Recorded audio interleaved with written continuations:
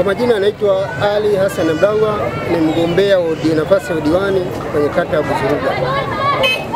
Tupo hapa kwa ajili ya kuomba wananchi kura na kuangalia changamoto zilizopo kwenye kata yangu.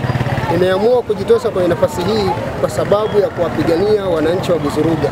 Ukiangalia kwenye swala la elimu, kata ya Buzuruga iko nyuma sana kimaendeleo kwenye elimu.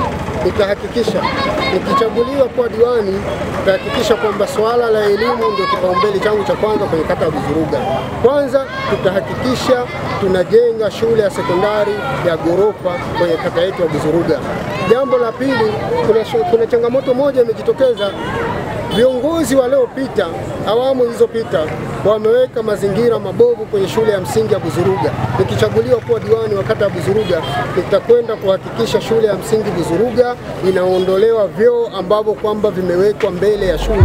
Hili jambo linatoa picha mbaya. Jambo la pili nitakwenda kufanya nikiwa diwani wa kata ya Buzuruga, nitahakikisha shule ya msingi ya Nyambiti, ni shule mbovu kwenye kata yetu, tutaijenga upya.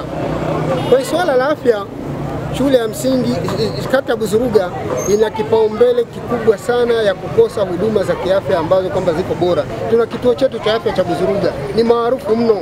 Mimi nikichaguliwa kuwa diwani, nitahakikisha kituo hichi cha afya tunaenda kukibadilisha na kuwa hospitali ya wilaya kata ya Buzuruga. Vile vile miundombinu ya Buzuruga ina changamoto kubwa kwenye swala la barabara. Barabara zetu ni mbovu miaka na miaka, hadi ni zile zile. Na waomba wananchi wa Buzuruga, munichague niende nikawe diwani wenu.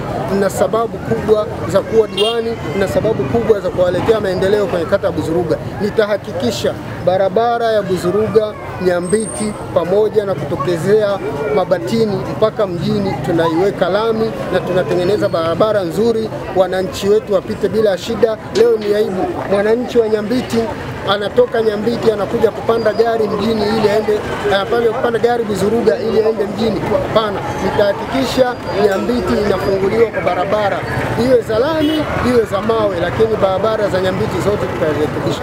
Asanteni sana na waomba kura zenu. Swala la mikopo, halmashauri zote duniani, halmashauri zote nchini zimetenga 10% kila kata kwa ajili ya wananchi wake kupata mikopo.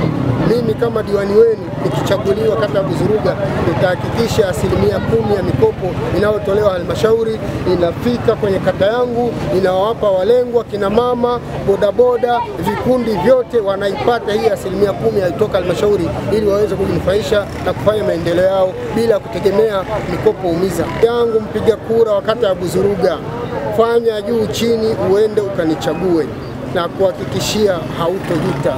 Mimi diwani wako mtarajiwa, naomba unipigie kura ya ndio siku ya tarehe 29 na niweze kutangazwa kuwa diwani wa kata ya Buzuruga. Asanteni sana.